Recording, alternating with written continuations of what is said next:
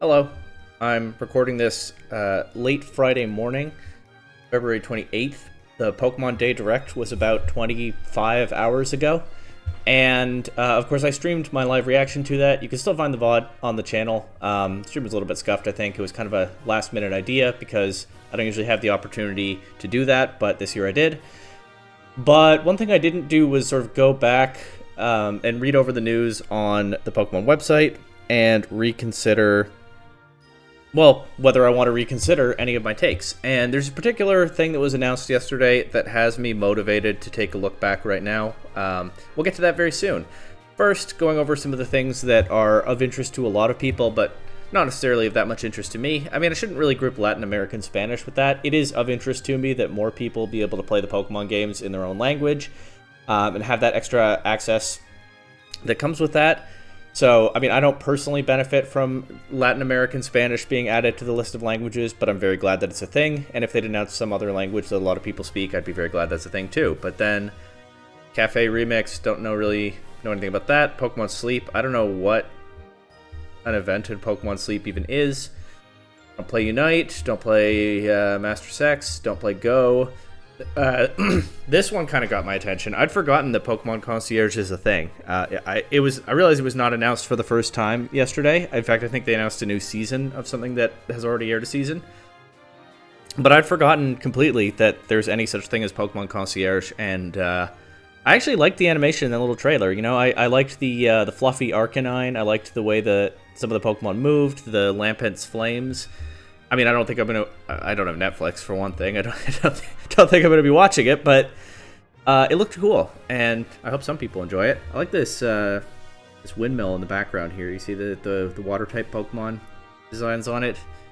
So that got my attention for a moment, and then I haven't played the TCG since I was a kid.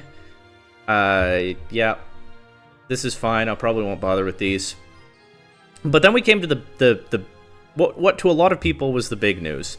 And definitely the one where I felt the most out of step with a lot of other people's reactions to the Direct. And that was Pokemon Champions. And I haven't gone back and watched my own stream, but I'm pretty sure my reaction to Pokemon Champions was like, okay, sure, I guess. There wasn't really anything that grabbed me about it. And then it felt a little strange when I watched how other people were reacting to it. And in particular, I watched Wolf Glick's Direct reaction stream, and I'll talk about that in a moment. And I was very out of step with the way that a lot of people were reacting to this. So let's take a look at Pokemon Champions here. Pokemon Champions approaches.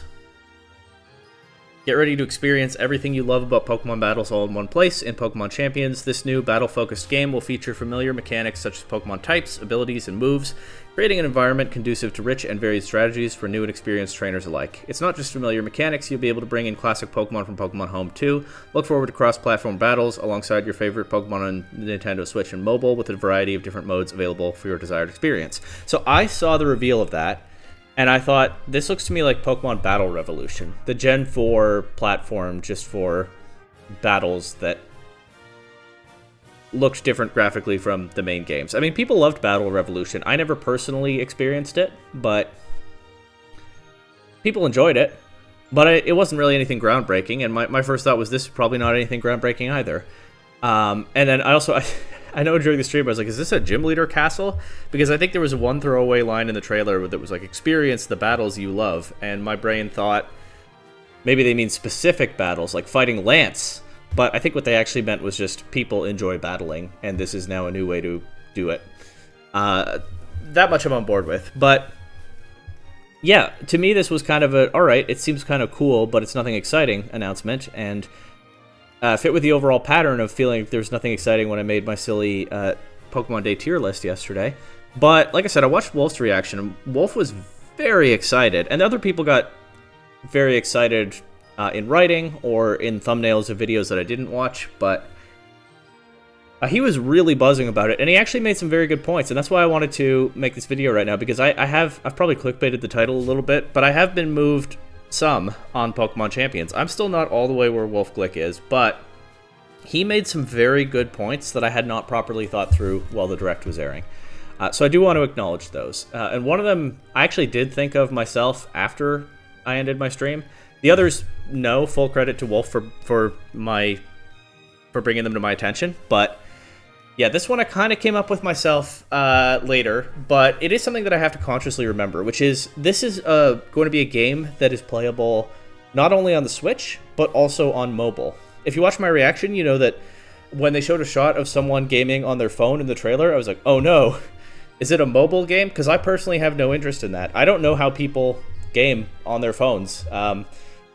I gather a lot of people do, and maybe someone is watching this who games on their phone all the time and is about to get a kick out of me talking about them like they're an alien, like they're an alien or something. But yeah, it's not for me. Even Pokemon Showdown, I know I've heard recently that a lot of people play Pokemon Showdown on their phones, and they'll just get their phone out and get some ladder matches when they have some time to kill. I truly, no judgment.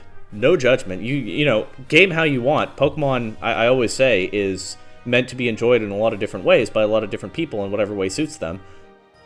It doesn't compute for me. I tried Showdown on my phone like a couple of times ever, and I bailed quickly. Partly just because I was misclicking way more than I do on my computer, where I have, you know, a mouse cursor and a much larger screen. And so that was very frustrating. Playing Showdown on my phone is not something I find enjoyable. Playing games on my phone is, in general, is something I don't think about much. I'm really showing that my birth year doesn't start with a 2, and I grew up playing video games, but that is the demographic that I'm in.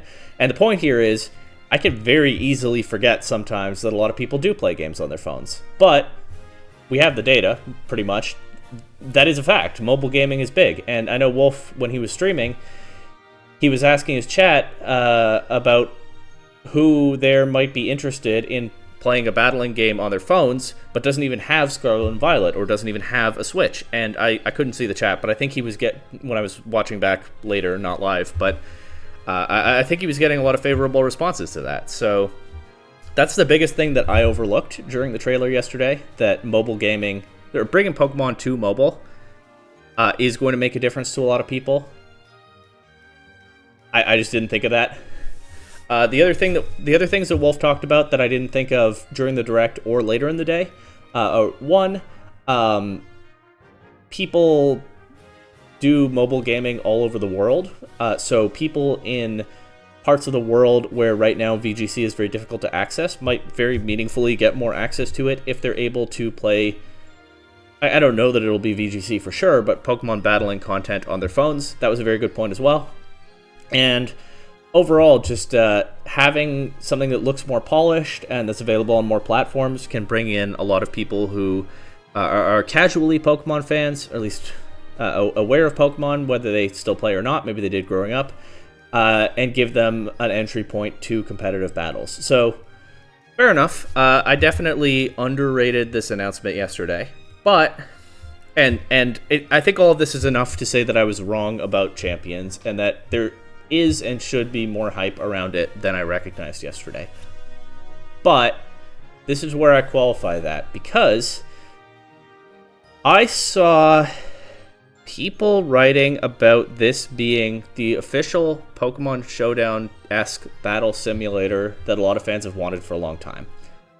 And I see very little, not nothing, but very little in the information that they announced yesterday that gives any real indication that that's what it's going to be. I think people are jumping to conclusions on that one. I think even Wolf Glick, someone I respect a lot, who generally stays very grounded in his analysis of these things, was throwing around a lot of speculation that is not very concretely supported by the trailer. I think it would be very like the Pokemon Company to create a platform where more people have access to more battles more often, but still make them go build the teams in-game. I'll believe that they're not doing that when I see it, to be honest. And I think part of what motivated me to talk about this a little bit more is, you know, I've been a Pokemon fan for a long time, and I've seen this pattern for a long time where Game Freak or the Pokemon Company releases a few crumbs of information.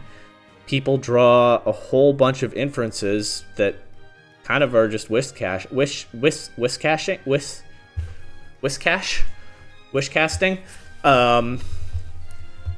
making leaps of logic that are not necessarily supported very well by what's in front of us, and then ultimately something is released that's not everything they had hyped themselves up to expect it would be, and people end up feeling betrayed because they didn't get something that was never promised. It's a frustrating pattern to watch play out over and over. It can be pretty exhausting, and I do think people are potentially setting themselves up for that with Champions. I hope not. I hope they're right about what Champions is. But like I said, I've been a Pokemon fan for a long time, and some of this stuff I'll believe when I see it. And so I'm still having some trouble grappling with, I know people clickbait on YouTube, but like Breathless, we finally got an official Pokemon Showdown. VGC is changed forever. These are not things that we know based on what was revealed yesterday, I'm pretty sure. That said, I think hearing Wolf Glick talk through it, I do think the potential for some amount of expansion to competitive play is very obvious, and I do want to acknowledge I wasn't thinking about what this could mean for players in other parts of the world, and I certainly wasn't thinking about the fact that a lot of people do actually like to game on their phones, which is something that I very easily forget. Let's go through this a little bit more. So one reason that I actually think it is plausible that it could be a battle simulator is that there was some fine print about home connectivity during the trailer. I can't be bothered to go back to that right now, but if you pause it on the screen about home connectivity, there's a bunch of fine print, and some of it says that Pokemon obtained in Champions cannot be sent to home and back to other games. So that means, one, it is possible to obtain Pokemon in Champions, and two, why would they cut them off like that? It may be because the way to obtain them is outside of the normal parameters of how you get a Pokemon in game. Maybe. I don't think that's very strong evidence by itself, and I don't think it's a good idea for our own enjoyment of the Pokemon series to get carried away by things like this. But it is evidence. Maybe, a little bit. And so let's scroll through this and see if there's anything else to see here. Also, a bunch of different battle modes. There's a screenshot that I definitely want to talk about further down on this page, but I know Wolf Glick, he's a VGC player. He got very excited about VGC, potentially, in Pokemon Champions. But what I want to know, and again, I am not jumping to conclusions here. This may not happen. But I want to know whether they'll have a bunch of weird, wacky battle modes. I'm talking triple battles, rotation battles, sky battles, sure, inverse battles, mixing and matching generational super mechanics, maybe some other stuff that I can't even think of. I mean, again, I'm getting carried away just talking about it. I am not saying anything of that is going to happen. I'm not saying it's likely any of that is going to happen. But it would be interesting, and a variety of different modes does make me wonder. There'll probably be some, variety in what they have to offer. There's not much more to see here. It's not really any more text, but we do have here an image of a Mega Evolved Charizard clashing with a Terastallized Dondozo. Does that look okay in this OBS scene? Oh, it actually does. Nice. That Dondozo looked so good in the trailer. Who knows what the game will actually look like, but the crystal effect of the Terastallization really came through in a way that it doesn't in Scarlet and Violet. But again, this is not necessarily representative of actual gameplay footage. It may not be the case that you get to use Mega Evolution and Terastal in the same battle, but if you do, that's fun and different, and that could shake things up. Maybe. Basically, I guess there are two parts to what I wanted to say about Pokemon Champions here. One is that honestly urging a little bit of caution, because I've seen Pokemon fans build up their expectations way out of proportion with what was actually revealed and then be crushed by them countless times at this point, and it really is frustrating to watch over and over. But also to acknowledge, Pokemon Champions is almost certainly a bigger step for the series than I realized it was yesterday. And my sort of very muted, underwhelmed reaction to it, I think, was not actually that appropriate. As a competitive player, not a high-level one, but someone who has started going to events in recent years and enjoys battling online, bringing more people into that is good. Growing the game is a benefit to everyone who participates. And plus, I think that this thing is fun, and I want more people to have that fun experience if they are interested in it. And yeah, once I'd had some more time to think about it yesterday and listen to some other people's perspectives a little bit more, I keep name dropping Wolf Glick because his was the reaction that I watched in full, but I also was talking with people on Discord about it and so on. I do see it a bit more now, and I think pretty straightforwardly, especially with the mobile component, which I was completely sleeping on. There's very real potential there to grow the game through this, even if not much more than that comes out of it. But since we're recapping and sort of getting a fresh perspective on the Direct here, let's also go over to Pokemon Legends ZA. I don't really have anything planned to talk about here. This is Pokemon Champions was the motivator for this, but we'll see if anything stands out to me. So Chikorita, Tepig, Totodile. I said yesterday that I'm conflicted between Chikorita and Totodile for my starter, but I was leaning Totodile. After I said that and ended stream, I started leaning a little bit more Chikorita, and now I'm in the middle again. Who knows? Maybe I'll have to see. If they get regional variants for their final evolutions, maybe that'll decide it for me, but I do kind of like the idea of going full circle and starting a game with my very first ever Pokemon, which is Chikorita, and actually keeping the save file this time. But Totodile is my favorite of these three, so sorry, Tepig. Tepig's cute, but it's just not a it's not a Generation 2 starter. It's kind of not a fair competition for it on my save file. We got this map of Lumiose City. Parts of it definitely look overgrown, which they certainly didn't in X and Y. In X and Y, Lumiose City is very, well, built up, urban, full of buildings and alleyways and not a whole lot of greenery. And there's a lot more greenery here. Actually, I think I'd like to take a closer look at some of this if I can. I thought I saw Shauna, but this is not Shauna. This is just an NPC, I think. We don't know whether trainers... I mean, we know that AZ will appear in ZA. There's a mouthful. We know that AZ will appear in ZA. It'll be interesting. I don't know if you could put Callum or Serena in this, because of course the player could have played as either of those and then the rival was the other one, but it'd be interesting to see if Shauna or Professor Sycamore or Tierno or Trevor or Dexio and Cena or any of the gym leaders or anything pop up. There's definitely some room for stuff like that, but we got a Tyranitar fighting a Magikarp. That doesn't really seem like a fair battle. But yeah, the main thing is there's a lot of water in parts of this city, so that's probably where water-type Pokemon will be available. They'll get some habitats built in that way, and there's just a lot more greenery than we've seen in Lumiose City before. And actually, I was looking for the spots with the obelisks offset from the avenues, you know, the red obelisk and the blue obelisk and so on. And it looks like all of those have been converted into little parks, which will probably have some function in the story. There's a big tower here for, I think, the organization that was revealed in the trailer. Out here on the edges, the Prism Tower still stands strong. There's a gate that's probably where we enter the city. Don't know what this building is. That's interesting. But yeah, I mean, a new space for people and Pokemon to coexist. It's kind of familiar ground for the series. Pokemon games are very often about coexistence of these two different creatures. Pokemon X and Y are very much about bringing together people with different experiences and perspectives and coexisting and learning and growing from each other, contrasted with Lysander's approach of declaring himself the superior, king-like, knows all the answers guy who just has to impose his perfect vision on the world, and anyone who doesn't get on board with that will just have to die.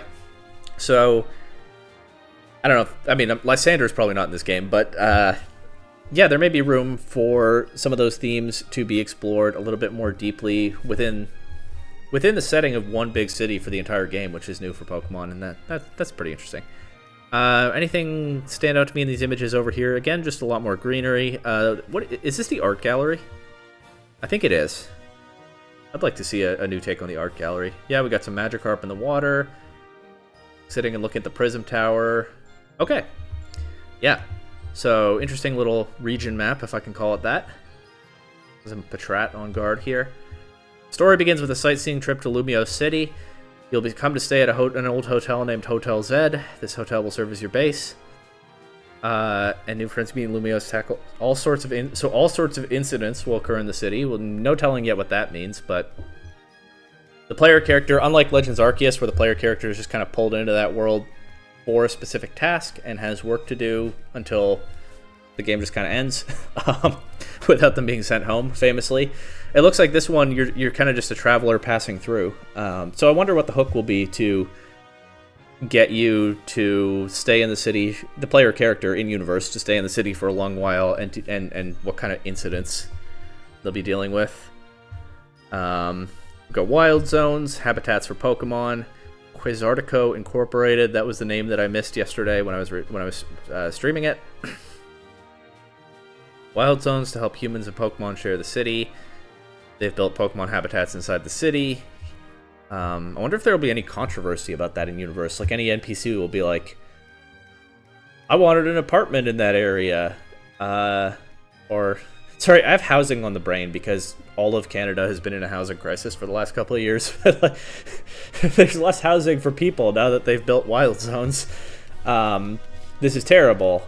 We've gone too far. Not that Pokemon gets overtly political like that a lot of the time, but I do sort of wonder.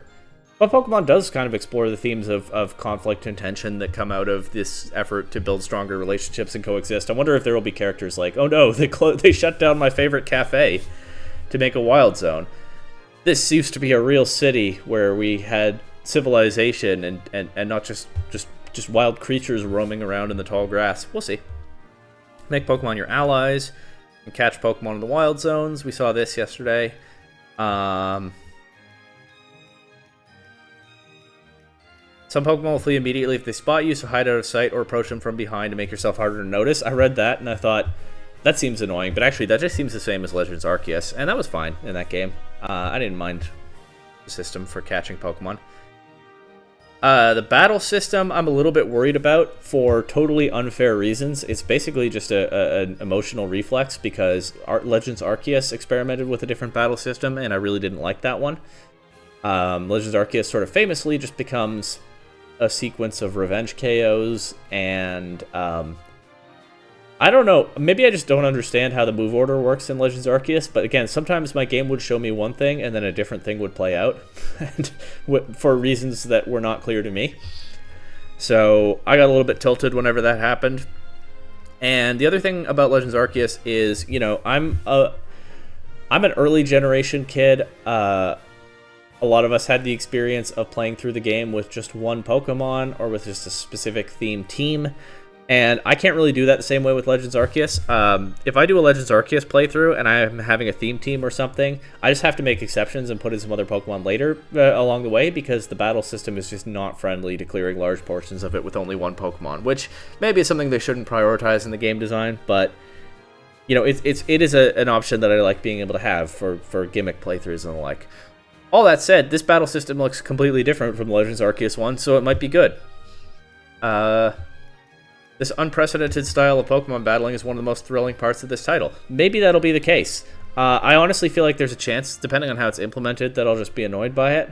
But it doesn't hurt to see Pokemon try to innovate a little bit, especially in a Legends title where they get the chance to do that without shaking up the core series. There's a lot that's interesting about Legends Arceus that I would not want to see in the core series because I like the core series the way it is. But it was cool to get that experience in a Pokemon game separately, and if they experiment some more in Legends ZA without shaking up the core series. I know it's a main series game, but you know what I mean by that. Like the flagship games like Scarlet and Violet, that could be fun. So I'm a little bit, I can't say I'm gonna be cautiously optimistic. I'm not really that optimistic about this, but hopefully it'll be good. Player character design, sure. Starters we talked about. Urbane and Tawny, sure. AZ, yeah, I worry a little bit about the implications of him using a cane as he lives forever but keeps aging. I mean, I guess he had the leg brace already in X and Y, but I think they're just trying to signal that sort of some time has passed and maybe he has a chance to rest now, but my mind did kind of go to a dark place seeing the implication that he's getting less mobile when he still has eternity left to live. But yeah, Eternal Flower Floette famously exists in X and Y with very different stats and whatnot, a unique move compared to an ordinary Floette, but was never distributed. I wouldn't bet that we'll obtain AZ's Floette in Legends ZA. Again, this is the kind of thing where I'm not going to hype myself up too much. I think that Until I find out otherwise, my guess is that AZ's Floette will be unobtainable. And my actual reason for guessing that is that AZ and Floette have a close bond that's at a lot of the emotional core of Pokemon X and Y. They were separated for 3,000 years, and their reunion is one of the most sort of emotionally famous moments in the Pokemon series, and it feels a little weird then, as somebody showing up in Lumiose City and doing whatever we do in this game, to take AZ's Floette and have it be with us now instead of him.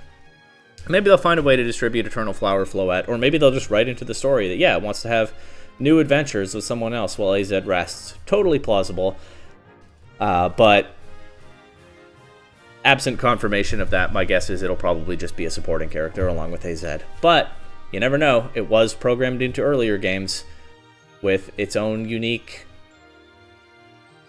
take on with an exclusive move and separate stats from an ordinary Floette. So we'll see. Then we got Jet. A lot of people are saying Jet is the villain of this game. Totally plausible, but not as obvious as a Lysander. I'll give her that. It seems she hopes to deepen the bonds between people and Pokemon. Yeah. I mean, like, she could be a Silene type, right? Or she could be the villain. I don't think it's clear-cut. I think there's some ambiguity that there certainly never was with Lysander. We'll see what's going on with this organization. And then we got Vinny. I hadn't noticed the little Pancham and Bunnelby on his head before, but most important part of the direct, Vinny is a large man who wears sunglasses